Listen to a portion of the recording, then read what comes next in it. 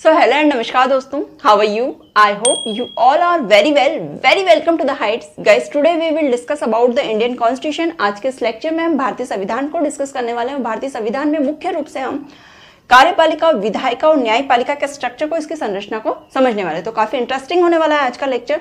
Without any further delay lecture को start करेंगे। आप लोगों को क्या करना है, आप लोगों को लेक्चर को ध्यान से सुनना है, अपना कॉपी पेन उठाना है, नोट डाउन करना स्टार्ट करना है। सबसे पहले हेडिंग डाल लीजिए शासन के अंग, जिसमें हम कार्यपालिका, विधायिका और न्यायपालिका को पढ़ने वाले हैं। कार्यपालिका एग्जीक्यूटिव सिस्टम, विधायिका लेजिस्लेचर सिस्टम और न्यायपालिका जुडिशरी सिस्टम। इन इंग्लिश आप लिख लेंगे इसे भी।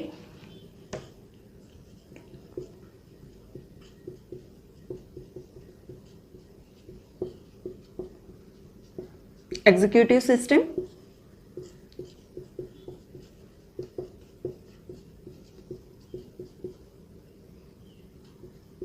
legislature system, and the last one is judiciary system.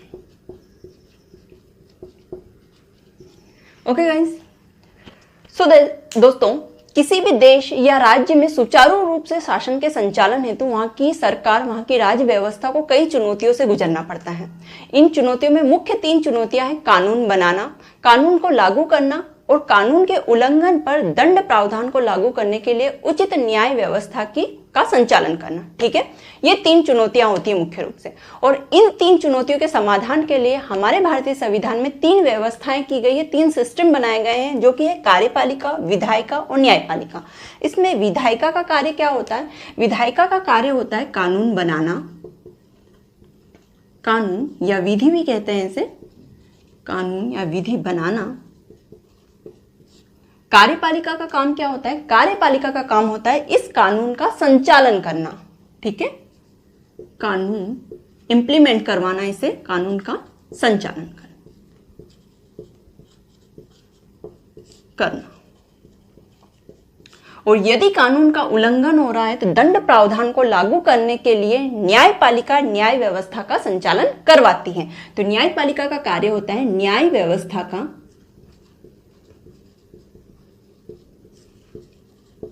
संचालन करना।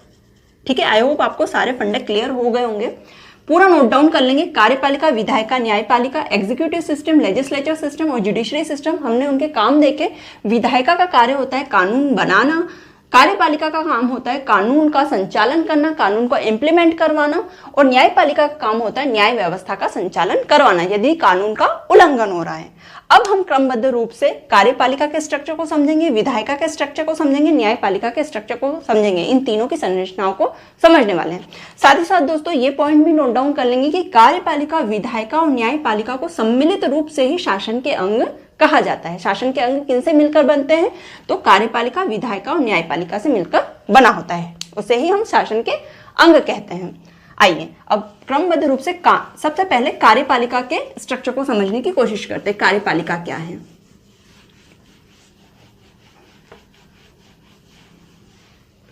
तो दोस्तों भारतीय संविधान में कार्यपालिका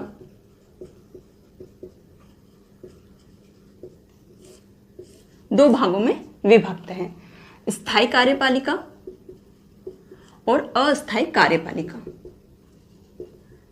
ठीक है, परमानेंट और टेम्पररी एग्जीक्यूटिव सिस्टम, ब्रैकेट में एग्जीक्यूटिव सिस्टम भी यहां लिख लेंगे, यहां पूरा लिखेंगे स्थायी कार्यपालिका और अस्थायी कार्यपालिका। स्थायी कार्यपालिका के सदस्य कौन होते हैं? तो ये इनमें वे सदस्य आते हैं जो निश्चित आयु सीमा के आधार पर स्थायी कार्यपालिका के अंग बनते हैं। निश्चित आयु सीमा, ठीक है, निश्चित आयु सीमा पूरा लिखेंगे जैसा मैंने बोला है। निश्चित आयु सीमा के आधार पर स्थायी कार्यपालिका के अंग बनते हैं, वे सदस्य आते हैं इसके अंतर्गत। निश्चित आयु सीमा अर्थात 60 से 62 वर्ष। फॉर एग्जाम्पल लिख लेंगे सचिव। अब दोस्तों मैं बता दूं, आपको क्लियर हो जाएगा सब कुछ।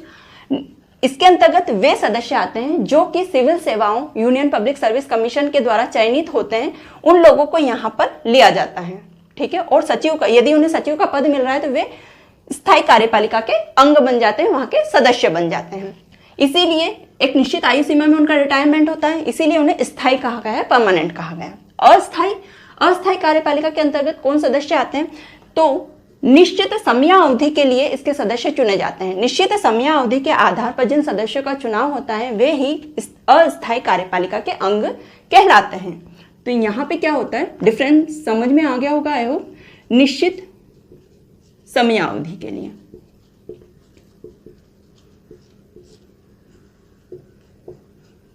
या निश्चित समयावधि के आधार पर अस्थायी कार्यपालिका के अंग बनते हैं। तो निश्चित समयावधि मतलब 5 वर्ष। आप पूरा लिखेंगे, मैं यहाँ पे व्हाइट बोर्ड पे शॉर्ट में लिख रही हूँ, लेकिन आप जैसा मैं बोल रही हूँ पूरा वैसा लिखेंगे। निश्चित समयावधि के आधार पर अस्थायी कार्यपालिका के अंग बनते हैं और निश्चित समयावधि क्या है? 5 वर्ष। फॉर एग्जाम्पल लिख लेंगे, प्रधानमंत्री, राष्ट्रपति, जो भी, ये सभी निश्चित समयावधि के लिए बनते हैं, 5 वर्षों के लिए बनते हैं। आप सभी जानते हैं इस बात को।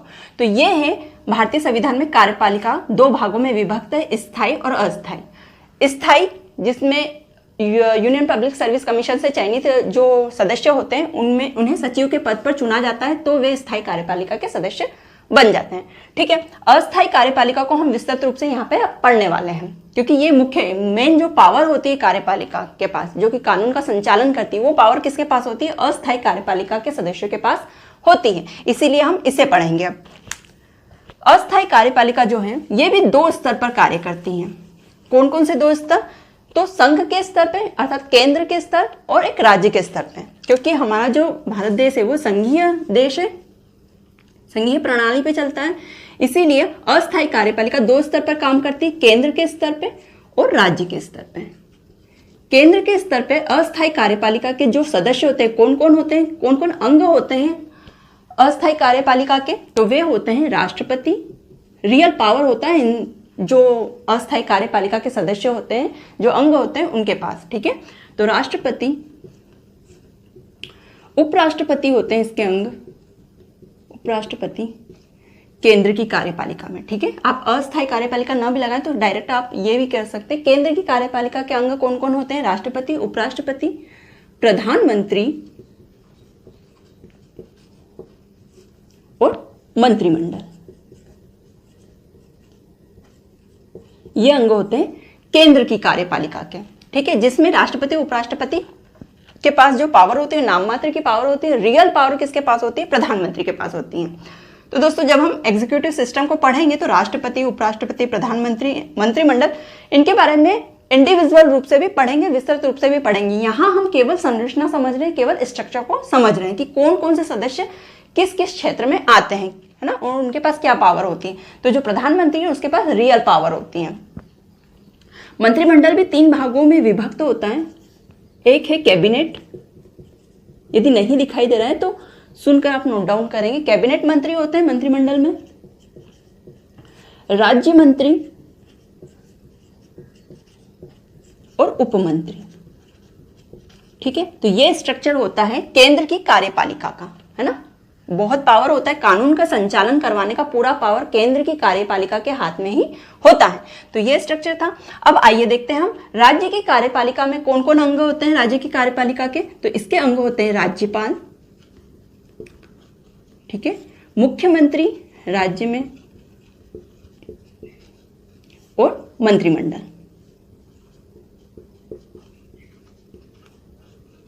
तो यदि राज्य में कानून का संचालन करवाना है, कानून को इम्प्लीमेंट करवाना है, तो पावर किसके पास होती है? राज्य की कार्यपालिका के पास होती है। और उसके अंग कौन कौन होते हैं? राज्यपाल होता है, मुख्यमंत्री होता है और वहां का मंत्रिमंडल होता है। आई होप चीजें क्लियर हो गई होगी। तो ये है एग्जीक्यूटिव सिस्टम का स्ट्रक्चर, ये है कार्यपालिका की संरचना। चीजें क्लियर हो गई। कार्यपालिका 2 भागों में विभक्त है भारतीय संविधान में। कौन कौन से? स्थायी और अस्थायी। स्थायी में सचिव वगैरह आते हैं जो कि यूपीएससी जैसे एग्जाम्स के द्वारा चयनित सदस्य होते हैं, वे बनते हैं। निश्चित आयु सीमा के लिए बनते हैं। अस्थायी कार्यपालिका में निश्चित समयावधि के लिए बनते हैं जो कि 5 वर्ष है। अस्थायी कार्यपालिका 2 स्तर पर काम करती है, केंद्र व राज्य। केंद्र की कार्यपालिका के अंग होते हैं राष्ट्रपति, उपराष्ट्रपति, प्रधानमंत्री और मंत्रिमंडल। मंत्रिमंडल 3 भागों में विभक्त होता है, कैबिनेट मंत्री, राज्य मंत्री और उपमंत्री। राज्य की कार्यपालिका राज्य के अंग होते हैं राज्यपाल, मुख्यमंत्री और मंत्रिमंडल। ठीक है। ये केंद्र में कानून का संचालन करवाते हैं, ये राज्यों में कानून का संचालन करवाते हैं अपने अपने राज्यों में। ठीक है। चीजें क्लियर हो गई होगी। ये है कार्यपालिका। अब दोस्तों हम पढ़ते हैं विधायिका की संरचना कि विधायिका क्या होती है और कैसे नहीं। अच्छा, कार्यपालिका का कार्य भी हमने डिस्कस कर लिया। क्या करवाता है? कानून का संचालन करवाती है।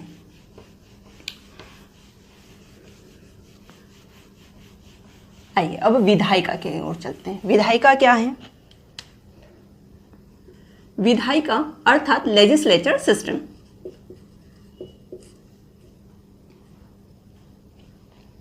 तो दोस्तों विधायिका भी दो स्तर पर कार्य करती है, दो भागों में विभक्त होती है, दो स्तर पर कार्य करती है, केंद्र की विधायिका और राज्य की विधायिका। केंद्र की विधायिका को संसद कहा जाता है और राज्य की विधायिका को विधानमंडल कहा जाता है। अर्थात केंद्र की विधायिका जब कानून बनाती है तो वो संसद में बनाती है और राज्य की विधायिका जब कानून बनाती है तो कहां पर बनाती है? विधानमंडल में बनाती है, विधानमंडल के अंतर्गत बनाती है। आई होप चीजें क्लियर हो गई। इनका काम ही है। विधायिका का कार्य क्या है? अभी हमने डिस्कस किया था। विधायिका का कार्य कानून बनाना। संसद में कानून बनते हैं केंद्र के। संसद दो भागों में विभक्त है, लोकसभा और राज्यसभा।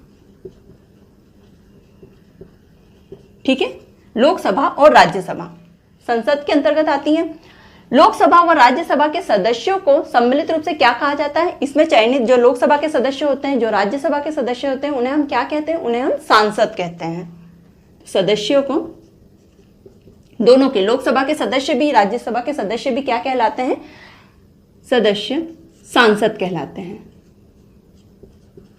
सांसद कहलाते हैं। ठीक है, इन इंग्लिश हो जाते हैं मेंबर ऑफ पार्लियामेंट। इंग्लिश में भी नोट डाउन करेंगे, member of parliament. In short form हम इन्हें एमपीज कहते हैं। ठीक है, हमारे देश के एमपीज जो कि सांसद कहलाते हैं, एमपीज। आइए विधानमंडल की ओर चलते हैं। विधानमंडल जो राज्य की विधायिका होती है उसे विधानमंडल कहा जाता है। और विधानमंडल दो भागों में विभक्त होता है। ये भी विधानसभा और विधान परिषद। विधान परिषद। ओके गाइस, विधानसभा हर राज्य में उपस्थित होती है।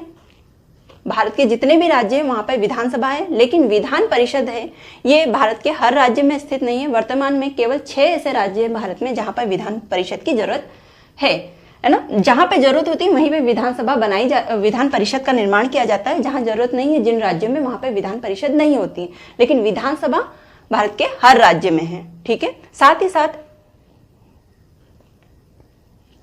विधानसभा 2 केंद्र शासित प्रदेश दिल्ली और पांडिचेरी में भी स्थित है। पदुचेरी भी जिसे कहा जाता है, पांडिचेरी में भी स्थित है। तो ये जब हम विधानसभा पढ़ेंगे तो वहां डिस्कस करेंगे। अभी आप इतना ध्यान रखिए कि राज्य की विधायिका के अंतर्गत विधानसभा और विधान परिषद आती है जहां पर कानून बनाया जाता है। आप इतना ध्यान रखिए। अभी विधानसभा और विधान परिषद के जो सदस्य होते हैं, जिस तरीके से हमने लोकसभा और राज्यसभा के सदस्य देखे उन्हें सांसद कहा, उसी तरीके से विधानसभा और विधान परिषद के जो सदस्य होते हैं, जो कानून बनाते हैं, बहुमत या अपनी सहमति के आधार पर कानून बनाते हैं, उन लोगों को क्या कहा जाता है? तो उन सदस्यों को विधायक कहा जाता है। विधायक क्या कहा जाता है? उन सदस्यों को विधायक कहा जाता है। Member of legislature assembly. ठीक है, क्या कहा जाता है? Member of legislature assembly in English. विधायकों को लिख लेंगे इंग्लिश में भी, मेंबर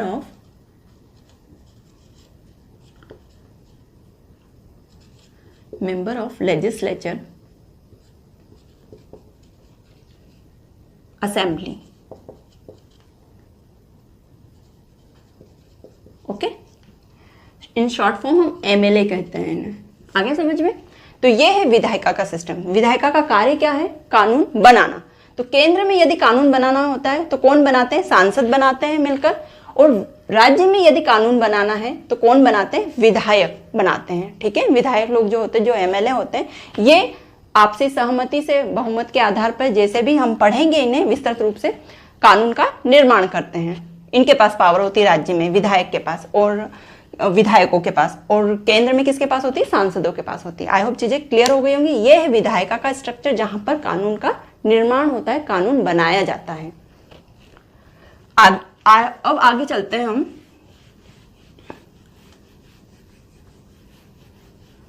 न्यायपालिका की ओर, जो कि शासन के अंग का तीसरा अंग है शासन का। आई होप चीज़ें अच्छे से क्लियर हो रही होंगी दोस्तों। यदि कुछ भी क्वेरीज वगैरह हो तो कमेंट बॉक्स में कमेंट करके जरूर से पूछिएगा। ये बहुत ज़रूरी है इस स्ट्रक्चर को समझना। बहुत सारे लोगों को ये स्ट्रक्चर ही नहीं पता होता है ना, तो फिर वे क्या करते हैं, वे केवल रटते जाते हैं चीज़ों को। न्यायपालिका, जुडिशरी सिस्टम। न्यायपालिका का कार्य क्या है, तो भारतीय संविधान में दंड प्रावधान को यदि लागू करना है तो न्याय व्यवस्था का संचालन करना होता है, और ये न्याय व्यवस्था का संचालन कौन करती है, भारत की न्यायपालिका करती है। ये सिस्टम करता है, ये व्यवस्था करती है।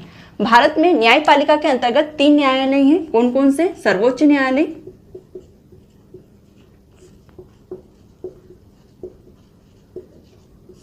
उच्च न्यायालय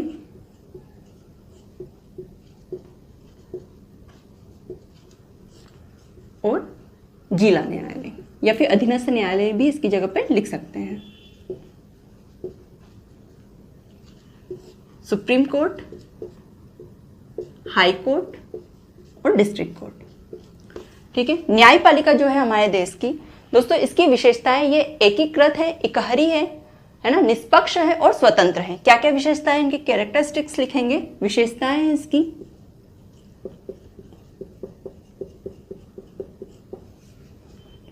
एकीकृत है। एकीकृत क्यों कहा गया है, एकीकृत इसलिए कहा गया है दोस्तों क्योंकि जो न्यायपालिका है हमारे देश की, वह देश मतलब संघ में और राज्य में एक ही न्यायपालिका है। ऐसा नहीं है कि राज्य की न्यायपालिका अलग है, केंद्र की न्यायपालिका अलग है, ऐसा नहीं है। एक ही न्यायपालिका है जो कि ऊपर से नीचे की ओर क्रमिक श्रृंखला के रूप में उसे सजाया गया है। जैसे सर्वोच्च शीर्ष पे कौन सी है, सर्वोच्च न्यायालय है, उसके बाद में नीचे आती है उच्च न्यायालय, और सबसे नीचे की न्यायालय कौन सा है, जिला न्यायालय या अधीनस्थ न्यायालय से कहा जाता है। तो क्रमबद्ध रूप से सजाया हुआ है। यदि आपकी समस्या का समाधान हेतु या न्याय हेतु सबसे पहले जिला न्यायालय में जाते हैं, तो आप किसी भी राज्य से बिलोंग करते हो भारत के, ठीक है, आप जिला न्यायालय के पास पहुंचे, जिला न्यायालय आपके राज्य के जिला न्यायालय के पास पहुंचे, उन्होंने जो निर्णय सुनाया उससे आप सेटिस्फाई नहीं है तो आप अपनी याचिका उच्च न्यायालय में लगा सकते हैं। यहाँ से भी आप सेटिस्फाई नहीं है यहाँ के निर्णय से, तो आप अपनी याचिका या अपनी जो गुहार है वो कहाँ जा सकते हैं, सर्वोच्च न्यायालय के पास भी लगा सकते हैं। इसमें ऐसा कुछ नहीं कि आप फला राज्य से आए तो आप सर्वोच्च न्यायालय में केस दायर नहीं कर सकते, आप कर सकते हैं। ठीक है। तो क्या है, देश व राज्य में ये एक ही न्याय प्रणाली है, केंद्र या राज्य में विभक्त नहीं है, केवल एक ही न्याय प्रणाली है पूरे देश और उसके समस्त राज्यों के लिए, इसीलिए एकीकृत है। निष्पक्ष है, किसी भी प्रकार का पक्षपात इसमें नहीं किया जाता है, इसीलिए इसकी एक विशेषता क्या है, निष्पक्ष होती है न्यायपालिका। यदि आप सरकार के खिलाफ शिकायत लेकर जा रहे हैं तो भी यहाँ पे सुनवाई होगी, और यदि सरकार गलत होगी तो उन्हें भी दंड का प्रावधान उन पर भी लागू किया जाएगा, सरकार पर भी लागू किया जाएगा। किसी भी तरह का पक्षपात ये नहीं करती हैं। स्वतंत्र होती हैं, स्वतंत्र अर्थात कार्यपालिका और विधायिका से किसी भी तरीके से संबंधित नहीं होती। इन दोनों ही व्यवस्थाओं से ये क्या होती है, स्वतंत्र होती है, कार्यपालिका और विधायिका। जबकि हमने देखा है कार्यपालिका और विधायिका कहीं ना कहीं आपस में लिंक्ड होती है। कैसे संबंधित होती है, जैसे कि कार्यपालिका में सदस्य होते हैं प्रधानमंत्री, जो कि कानून का संचालन करवाते हैं। हमने देखा कार्यपालिका का कार्य कानून का संचालन करवाना, प्रधानमंत्री कानून का संचालन करवाते हैं, और वही प्रधानमंत्री विधायिका में एक सांसद के तौर पर भी आते हैं जब कानून का निर्माण करना होता है। आपने देखा होगा। आप ऐसे समझिए, वर्तमान में हमारे देश के प्रधानमंत्री कौन है, नरेंद्र मोदी जी। वे क्या करते हैं, कानून का संचालन करवाते हैं कार्यपालिका के माध्यम से, क्योंकि कार्यपालिका के अंग हैं, वहां के सदस्य हैं। लेकिन जब कानून का निर्माण करना होता है तो हम उन्हें संसद में, लोकसभा में भी बैठा हुआ देखते हैं। किस तौर पे, एक सांसद के तौर पे, जब कानून का निर्माण करना होता है। तो कहीं ना कहीं कार्यपालिका और विधायिका एक दूसरे से संबंधित है, लेकिन न्यायपालिका में इस तरह की कोई चीजें नहीं होती, ये स्वतंत्र है पूर्णतया। ठीक है। तो क्या क्या विशेषता है, एकीकृत है, निष्पक्ष है, स्वतंत्र है। न्याय व्यवस्था के अंतर्गत 3 न्यायालय, सर्वोच्च न्यायालय, उच्च न्यायालय, जिला न्यायालय, यह देश व राज्य सभी के लिए एक ही न्याय प्रणाली लागू करती हैं। कौन, न्यायपालिका। आई होप चीजें क्लियर हो गई होगी दोस्तों। ये हमने तीनों पढ़े शासन के अंग, जो कि कार्यपालिका, विधायिका और न्यायपालिका। तीनों ही शासन के अंग भारतीय संविधान की क्या कहलाती है? रीढ़ कहलाती है, भारतीय लोकतंत्र की रीढ़ कहलाती है। तो ये पॉइंट भी लिख लेंगे। ये तीनों जो है, कार्यपालिका, विधायिका और न्यायपालिका, इनमें कोई भी बड़ा नहीं है। मैंने यहाँ पे ट्रायंगल क्यों बनाया? ट्रायंगल इसलिए बनाया क्योंकि इनमें से कोई भी ऐसा नहीं कि कार्यपालिका बड़ी है, विधायिका और न्यायपालिका छोटी है, न्यायपालिका बड़ी है और कार्यपालिका विधायिका छोटी है, या फिर विधायिका बड़ी है और कार्यपालिका न्यायपालिका छोटा। ऐसा कुछ नहीं, तीनों ही लीनियर फॉर्म में है, तीनों ही बराबर हैं। और इसीलिए इन्हें क्या कहा जाता है? इन्हें भारतीय लोकतंत्र का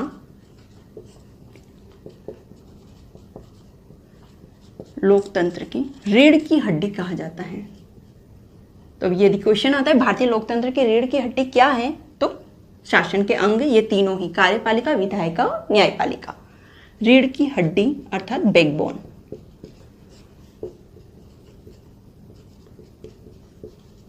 बैकबोन कहा जाता है।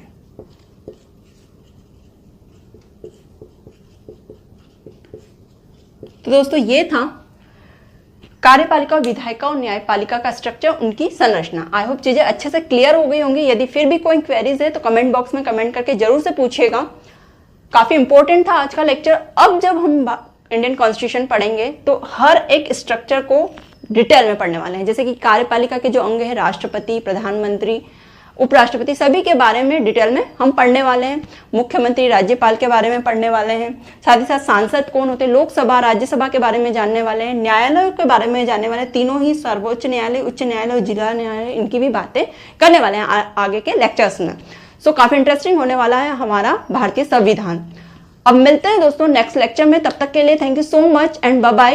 यदि वीडियो अच्छा लगा हो तो वीडियो को लाइक कीजिएगा, चैनल को सब्सक्राइब करना मत भूलिएगा और साथ ही साथ शेयर भी कीजिएगा।